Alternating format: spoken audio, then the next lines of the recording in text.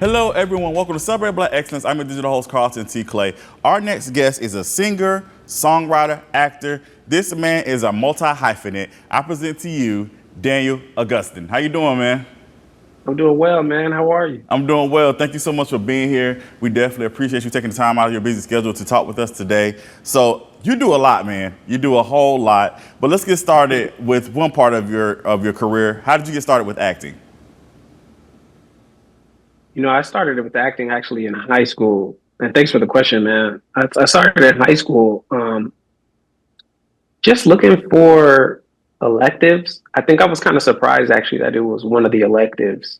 I remember being younger and like watching shows, like Martin and whatnot, and never really knowing how they went about filming this stuff.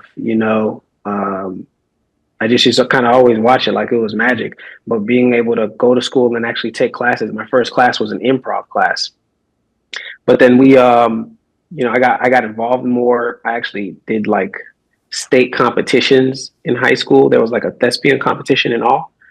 And so I even went as far as doing that. And that was just in high school. When I went to college, I ended up going to college for sports. I went to college to play football and run track. But after college, I got back into it by way of a web series. I sent them some of my music. They liked my music, and then they asked me to come on as one of the actors. And then after they asked me to come on as one of the actors, I just really was enjoying the playfulness of it all, the seriousness of it all, the technicality and creativity of it all. And then I just kept going. I kept looking for more opportunities. I got into background work. I think my first background job was on Ballers. Yeah, my first background job was on Ballers. I did like 2 episodes on Ballers, 2 or 3 episodes on Ballers, and then I was like, man, how do I actually get some lines? And then that's when I started finding like commercial work, commercial auditions. Kept mining, got finally like one-liners, and yeah, it's been very interesting. It's been about a 10-year journey, I would say. Well, thank you so much for sharing that. I think it's important for people to hear that it is a journey. It's not just, a lot of times these days you've seen all these Instagram and TikTok famous people, but it truly is a grind, and it definitely does take work Yeah, to get to where yeah, to get to where you want to go. So thank you so much for sharing that. You talked about a web series, and I want to share with you. Like I said, I first discovered you because I watched Close Friends, and your song, yeah, your song was the theme song for that web series, and so that's when I started yeah. following your career. And I was because first of all, that song is still bomb to this day. It's still on the playlist. So, Thank you, bro. I appreciate yeah, man. that. And so speaking of your music, how did you get involved with music? Man, music's funny because like same way, like I didn't even know how they made TV. Music was even deeper for me. Like I used to hear songs on the radio and just I used to think that the artist was at the radio station recording it, performing it. And then I think really it started with church. Yeah, my dad would tell us like on our birthdays and stuff, me and my siblings, he'd be like, listen, man, it's your birthday, you know, uh, find a way to give God glory, man. Go sing, do something. I used to listen to this rap group at the time called Winans Phase 2. Mm-hmm. They're like the nephews of BB and CC Winans, if I'm not mistaken. I used to listen to them and this other group called Cross Movement. And I just started rapping their music at the church. Like I started like started for my birthday. I did like one or two of their songs at the church. I did the song called I Am That I Am. And it was a very simple, I Am That I Am. It's very simple. I'm Haitian American, and the Haitians at the church, they understood that term. It really resonated with them. They kept repeating it every single week. They would see me at the church. They'll be like, hey, Mr. I Am That I Am. And so like they kept pushing me to do it again and keep performing again. And after doing it like, you know, 6, 7 Sundays in a row or whatever, the pastor's kids, they were in the band. They one of them played the drums, the other one played the piano. This is, man, I'm talking about like throwback, man. So this is like there's a game back in the day that people would do off of PlayStation to make beats. I forget the name of the game, but they started making beats on the PlayStation. and then they started using Fruity Loops, and then we we formed a band at the church. We formed a rap group at the church, and it was like 7 of us. Um, and we just was rapping every single Sunday, every single day, every single Sunday we went to church. We would stay after church. We would write songs. We would perform at our church, at other different churches. Um, we would try to submit our songs sometimes to like different opportunities with like NBA 2K. We never got in the game, but we started getting very active musically. And this is before I'm in high school or whatever. I'm probably like, 10, 11, 12, all around this time. Mm-hmm. By the time I get to high school, I leaned into it more. I joined the high school choir. My choir director is a woman named Julie Webb. She was really dope. That's when I got involved, I would say more musically, not just rapping wise, because I first really started as a rapper. But upon going to high school, I got into the choir. And that's where I really started to, I would say, like, hear my voice more from a standpoint of like, oh man, I could carry a tune, I could carry a note. And I started as a bass, but then I went to tenor. And being in the band, I would hear the differences between the sopranos and the altos, the tenors and the basses. And so that's why in a lot of my songs, there's a lot of melody, because I kind of came from the choir background. And I also came from a background of recording my own songs. And so just kept leaning into that, kept making music. I'm still making music right now. And it's been a good personal exercise, a personal thing. It hasn't really been something that I've thrived with business wise. The business side of music is very, very it's quite the loophole. It's quite the loophole. It's more expensive than I genuinely think I enjoy, but making good music, enjoying that. Like when I made I Think I'm in Love, which was the song that with the theme song on Close Friends. Mm-hmm. That was just a really great day. And it was a day that afterwards I was like, oh man, what is this? This is dope. Where did this come from? What do we do with this? And and so sometimes to see it, the birth of a song, it's just something that I have always enjoyed. I've always found to be like magic almost. So, it started at a young age and I'm still doing it now. It's still a great exercise. And it's something that I'm very grateful that it's a part of my life. We definitely appreciate it. We definitely appreciate your artistry, and we're looking forward to the new music that you have in store for us. So thank you so much for sharing that. Now back to your acting. You've had roles on several notable shows, Wu-Tang and American Saga, David Makes Man, and plenty more. But we'll tap into first your recurring role in How I Met Your Father. How was it working on that series? That series was interesting, man. That was really interesting. That was the first recurring guest star role I ever booked. I booked that after having been in Los Angeles for like 8 months. I had auditioned for it before and I didn't get it, and then it came back around and then I got it. So when I first got it, it was honestly a challenge just to feel like I fit in, because I felt natural. Like my first feeling was like, they didn't want me on the show. Y'all didn't pick me. But then they picked me after. So it took me some time, honestly, just to get over that. I remember just being on set and just trying to feel like I belong, especially since a lot of the other names on the show were bigger names, people that had been on TV longer than me and had so much more experience, so much more stardom.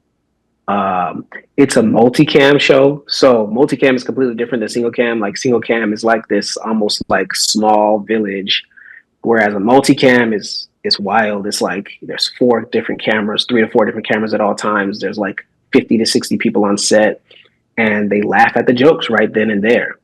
And if they're laughing at everybody else's jokes, but they don't laugh at yours, there's like a disconnect, So it was really challenging for me at first because, when I first got there, they weren't laughing at my jokes. And that was hard. That was hard for me to deal with because I fancied myself as somewhat of a comedic person. I don't try to be, but I fancied myself as someone who can be. I've auditioned for years, drama, comedy, and I started in improv comedy. So I think I expected that I can go there and do my thing and be successful. And so to first go there and to feel like it's me, it's my fault. Nobody said that to me, but to feel like that, that was one of the hardest things I think I've dealt with in TV and film. And at the time, it was very challenging because as I was getting on that show, a lot of like uh, people who I came up with in TV and film, I think were seeing me differently now because they were seeing me book. And there were things that some of them would want from me sometimes that was just really challenging for me to give them because I was really like trying to just survive on this show. I was trying not to embarrass myself. So it was a really challenging time, but I only had 2 episodes in the first season, the first and the last, just based on how they were working with my character, trying to kind of bring him in, and then he leaves to go to Australia, and he comes back, and then he's supposed to be on the show for a much longer extended period of time. But after that first season, I went and, I come from a sports background, so I'm a very results oriented person. After that first season, I went and I found a coach. I found somebody who focuses on multicam. Her name is Leslie Kahn. She was I feel like I'm actually going to reach out to her just to say hello. She was so helpful. She was extremely helpful to me in just understanding how I can do better with the material. Whether I felt like the material was funny or not, there is a cadence to multicam comedy, and I didn't necessarily understand the cadence. I just understood me and how I say things and how I do things. And yeah, this is my character, but it's me. So, but there's a cadence to multicam. And so she helped me understand, like, no, man, there's like pace to this, figure out the pace. It's just like you singing. Here's the note. You at this note, you need a crescendo. At this spot right here, you need to speed up, slow down. And it was just extremely helpful. And then came back around that second season. Every single time I showed up that second season was a completely different story. People were laughing. I felt better about the work myself. Unfortunately, the show didn't continue. I think the show was getting better. I think it was a show that kind of was a little rushed, even just based on the way I got casted and how fast it all went into production. Like I got casted on like a Thursday. They told me I need to test on Friday, like my COVID test and all that. And then on Saturday, they had us on set rehearsing. And then like on Sunday or Monday, we were filming. So they went into production right away. I feel like because of that, it took and everybody on that cast, nobody on that cast had, even though people had experience, nobody had ever done multicam. And I think it really took those first 2 seasons for everybody to figure everybody out. I think come season 2, the writers and the actors were finally starting to gel, unlike in season 1. I think season 1 was almost like a trial run. But if your trial run is on TV already, I think it's hard for the audience to connect with that and to stick with you because people don't got that kind of time to just be wasting on bad TV. So not to say it was bad TV, but just to say it's a very competitive time.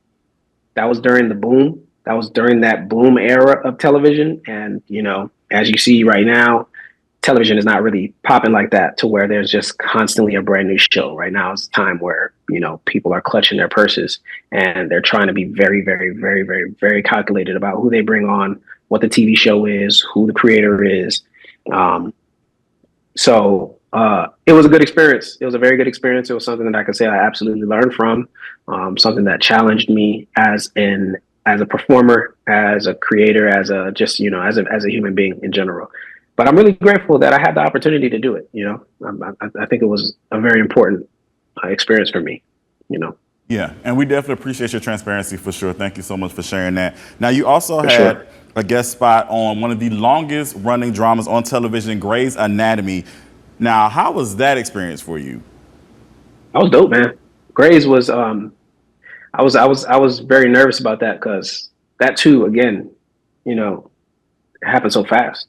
I had been in LA for 3 months and I booked that and it was on TV 2 months afterwards. Mm. And then even just filming it, I think I had 4 or 5 scenes in that episode, like 4 scenes in that episode.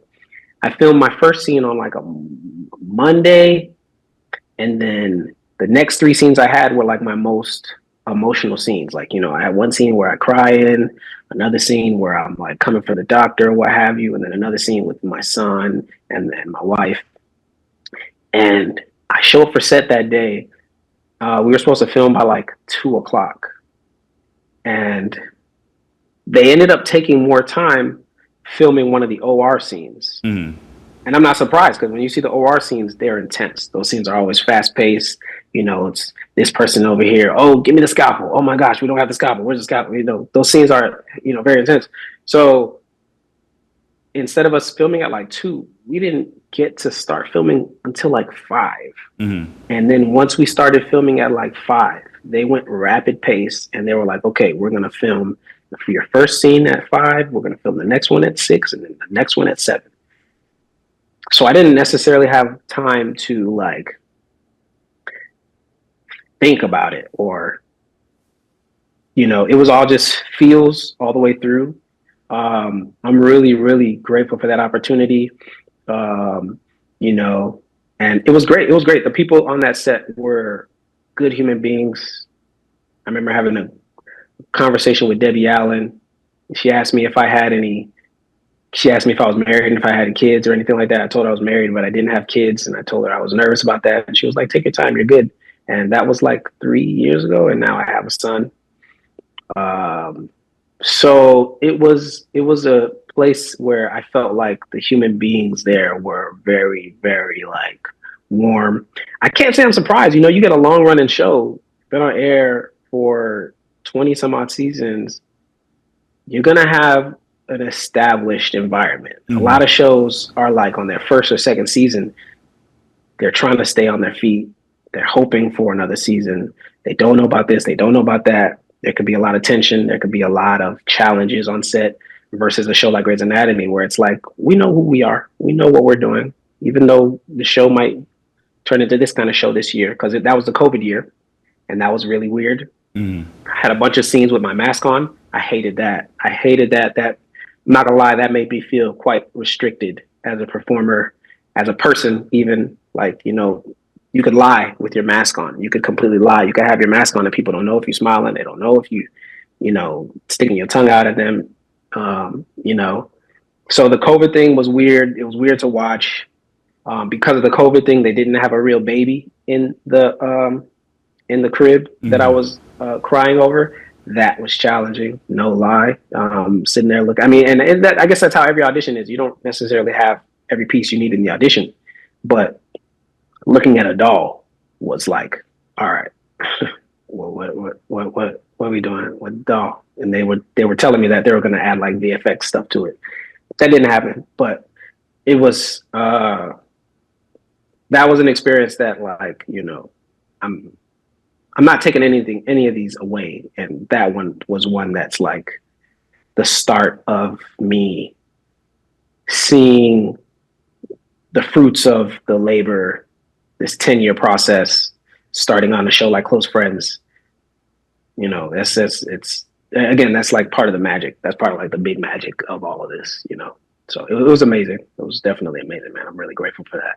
Absolutely. And we have to talk about your role on the sadly short-lived show Rap-ish. Oh, man. Yeah, I was very disappointed that show did not get another season. I was definitely a big fan of the show. You played Maurice. Again, you guys did an amazing job telling this story, bringing these characters to life. Can you talk about your time on that show? Yeah, man.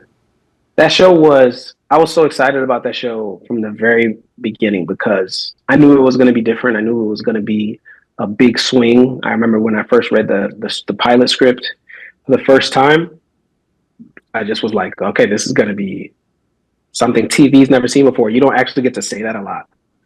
A lot of the shows that you do see tend to be remakes. But when I saw that, I was like, okay, we're going to do something that feels like real life, and it might be a bit jarring for people to watch this and feel like it's in their world, Mm-hmm. because we are in such a social media landscape in our real lives. And so I thought that part right there was a big swing from Issa and her team, and I was so happy to be a part of it. I was so happy to be playing a character that I'm a Haitian. I've been to Haiti more times than I can count. Um, I've watched my mom cut mangoes in the living room in Haiti and in my home in South Florida so many times, and to be playing a character where they're incorporating things that I have been through. I grew up in South Florida. We shot the first season in South Florida, and it was my favorite show that I can say that I've been on. My favorite experience, maybe, that I feel like I can say, because of so many sentimental things. Mm-hmm. When it comes to the business side of things, though, it was a show that I feel like didn't get the best opportunity. It didn't get the best. It got an opportunity, and sometimes that's all you can ask for. Unfortunately, sometimes that's all you can ask for. But I don't think it got the support it needed from the network. I think the network was like really focused on maybe just surviving. I think Max had just Max had just went into a merger with Discovery at the time. So we went from being a show that I thought was going to be on HBO, and then ended up on HBO Max. Mm-hmm. And then Max goes into this merger with Discovery. So now Max is trying to figure out its identity again. And anytime you don't know your identity, man, like I just said about Grey's Anatomy and shows that are on that first or second season, anytime you don't know your identity, you are hoping more than you are being. And that show was more in a state of hope. It was more in a state of, you know, you know, it was just hopeful. It was what we wanted to do with the show. That unfortunately didn't get a chance to survive. But it was an amazing experience. The writers were dope. We got together every single week to actually connect with each other, watch the show together, and we used opportunities like that to try to market the show. But I do think the marketing fell short when it came to the network. Like, there were times where I would go on HBO Max, and it happens a lot with a lot of Black shows. You know, I don't know how this would be fixed. I feel like this is something that you have to have a conversation with head of marketing, head of the company, CEO, etc. But like a lot of the times that there's a brand new Black show, like you don't often see the show as like the banner show. And I don't understand why that is, because these shows are only on air for 8 weeks. And so it doesn't necessarily make sense to create a show that you spend $5 million an episode on, per se, or millions of dollars an episode on a show, and then you don't promote it, because it's almost like not letting people know about the money that you invested in the product you invested in. And so, but it did as much as it could with the support that it had. Mm-hmm. And for that, I can say I'm proud of it. For the fact that it was something that tried to be different, I can say I'm proud of it. And the landscape of TV is very challenging, because I mean, How I Met Your Father is a show that comes from another piece of IP. So it's not this brand new thing. It's a spin on a thing. That one didn't last past 2 seasons. Rap-ish, a show that came out of nowhere. It's brand new type of idea, and flashy, this, that, and the third. 2 seasons. The landscape of TV is very challenging. This business is very challenging. This industry is the type of industry that,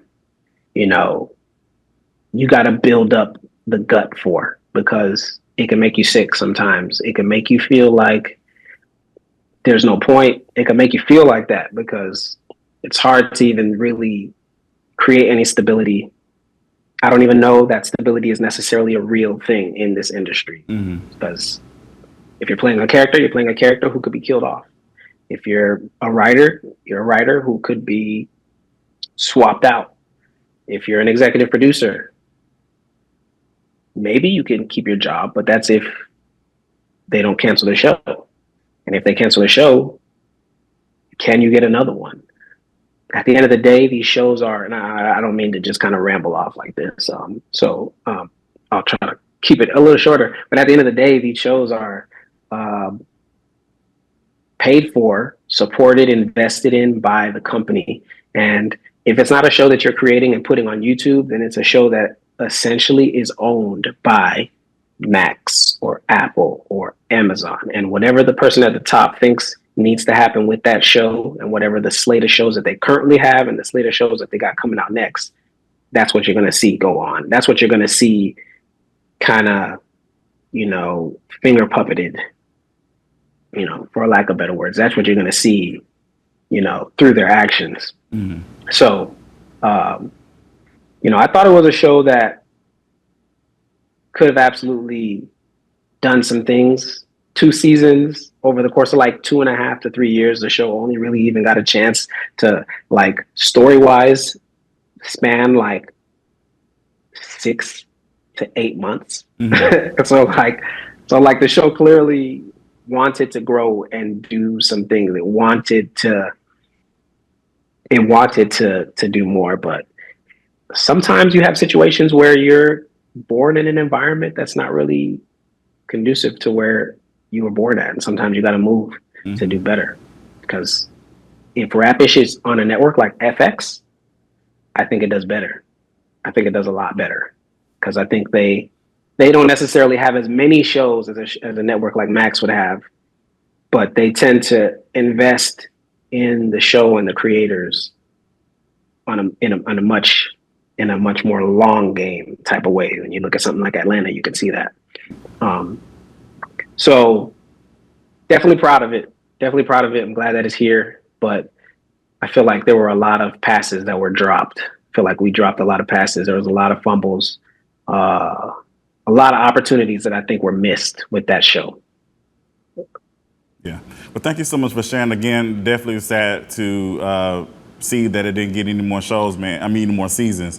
Because again, you guys did a great job with the show, and again, I was looking forward to seeing where it was going to go from here. Yeah, so, me too. But speaking of the industry, you talk about the importance of being a multi-hyphenate. Briefly, can you explain what exactly that is and why that's important? Yeah, man. I think being a multi-hyphenate, first of all, what it is, and I don't have like a specific breakdown right here in front of me, like a definition or whatever, but like, I'm not going to say it's someone who just wears many hats, because that devalues it. Multi-hyphenate, though, is someone who has more than one skill set and is willing and able to use those skill sets for the sake of their creativity. A lot of times people will tell you, like, just do one thing, just master that. And I get the idea of mastering something, but I don't understand why you should only do one thing, when in this industry, doing one thing might keep you broke. It might keep you out of the loop, out of opportunities. Multi-hyphenate, being a multi-hyphenate, I think, is the door to seeing who you can be. I think it's the door to really coming to terms with your possibilities, your capabilities. Being an actor is amazing, but I think being an actor can be very limited. I think the only person who would say that being an actor isn't limited to them is an actor who is constantly working. Whoever that person is, on whatever show they're on, they probably feel like, I'm good. I'm working. I'm always working. I'm happy with the work that I'm doing. I'm happy with the people that I'm working with. But actors aren't even just actors, in my opinion. I think actors are physical authors. Actors take your words and they lift your words off of a page and they perform them. Sometimes they add their own words. They add their own facial expressions and their own body movements to what you just put down. And just within that, frame, I think an actor is not just an actor, they are also a creator or sometimes a writer who's just not necessarily sitting down and writing all the words and the stories. Mm-hmm. And I think when you're able to write a script, write multiple scripts, direct a show, edit a show, I think naturally it makes you more valuable, not just to your own sense of creativity, but I think it can make you more valuable to the company. The companies who hire actors, like look at the strike. The strike hit, and when the strike hit, they first had the director strike. I think the writer strike was first, if I'm not mistaken, and then the director strike, and then the actors. I might be mixing that up, but the writer strike lasted for 5-6 months. Actor strike lasted for like 5-6 months. The director strike was like this. They handled it right away. They weren't playing around with that. That was something that was like, we need to get this taken care of, and they got it taken care of. And if you're not in that pool, now you're in one of these other pools waiting. And a lot of people thought that the writer strike was going on because maybe we can replace them with AI. I don't necessarily know that that's the truth, but that's what a lot of people were thinking. That's what a lot of the negotiations were about, is this idea that AI is going to replace them. The actor strike, same thing. AI, trying to support the writers, trying to get better residuals. But when it comes to the actors, there's so many actors who people even have these stories about. I just found this actor. I just found this person in the mall. Now they're on this show, and they just look so gorgeous and so beautiful and so handsome that they just fit perfectly on this show. They just got that it factor. So when it comes to actors, there's a long line of people who are ready to replace you. Long line of people who are ready to replace you and might be able to, depending on the context of the story. But there's not a bunch of people who can just replace this director. It's not a bunch of people who can just replace that person and just take that person's spot. It's not a bunch of people who can just sit down and just write a story like this writer or like that writer. And I think that when you just have the ability to offer different types of skill sets, you can have different conversations, you can have different relationships. You're not just somebody who just has this kind of agent. You're somebody who can have an agent that has these capabilities and another agent or another manager who has these capabilities, and you're able to have different conversations because of your different relationships, which I think makes you more valuable. I think that gives you the opportunity to see more, do more, experience more, and possibly even have your career have more longevity than just say the person who works on this one show, and that show films for 3 months out the year, and now you just waiting, trying to get another audition, and hopefully I get another audition. We'll see, as opposed to somebody like, say, Lena Waithe, who I wrote that episode, and I just finished writing that episode. I just executive produced that. I just did voiceover for AT&T, and now I'm gonna go and act in this thing. Full slate of a schedule. It's a real schedule. You're actually working year round, and you're fully embodying all of these different things. It's almost like being back at school, and you got this in the first period, and this in second period, and this in third period. And we all know we're capable of doing that because we did it in school. But when you get in this industry, sometimes they try to tell you, just stick to one thing, man. Just stick to one thing so people know what box to put you in. No, why are you trying to put me in this box, man? I can do this other thing. You just aren't really ready to see me do it. You don't want me to do it. You don't want to face the idea that I can do that. That's not something that you want to face because you do your one thing, or because, So I think being a multi-hyphenate I think it's something that can change your output. I think it's something that can change your longevity. And I think it's something that can change